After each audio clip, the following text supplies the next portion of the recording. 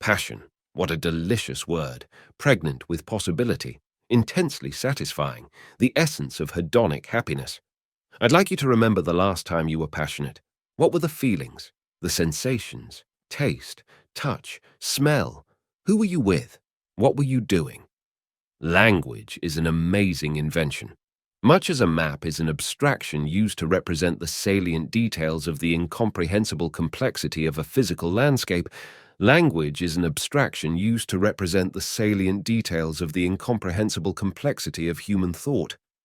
With a desire to share our solitary internal lives, language attempts to capture and convey the complex cognitive processes, experiences, and emotions that comprise human existence. But much as a map reduces the infinite variability of a landscape to discrete lines and colors on a two-dimensional sheet, language reduces the infinite variability of human experience to a finite set of words and rules for combining them. Inevitably, in both cases, something is lost. With language, one of the things that is lost is precision, and with precision lost, we lose some of the meaning. Take, for example, the word love. You can love your mother, you can love your children, you can love your car, you can love pizza, you can love Italy, you can love fishing. I could go on, but you get the point. The word love has many different meanings. We could, of course, have a different word for each, and for the hundreds or thousands or millions of other meanings you might want to represent with the word love. But we would be cognitively incapable of remembering them. Instead, we associate the word with a broad concept and then apply it to innumerable experiences, each somehow associated with the concept. As they say, time flies like an arrow, but fruit flies like a banana.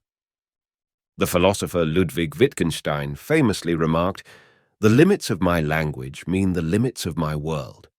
He meant that language not only describes our world, but also shapes how we think about it.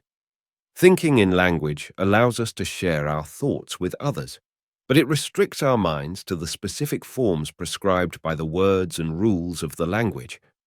When earlier I asked you to recall a time of passion, I am curious. Were you at work? Were you imagining your co-workers? Were you in a meeting? Were you stacking boxes or finishing a report? Were you flipping burgers or slinging beers? Were you making a trade? Were you arguing a case? I am going to guess none of the above. Why not? I would suggest the reason is most of us don't really feel something we would normally describe as passion when thinking about our jobs. When we think of the experience of passion, we are usually thinking of things more to do with increasing the population than with increasing the bottom line. Although last night's passion, filtered through your foggy beer goggles, has fled with the light of day, it was still real.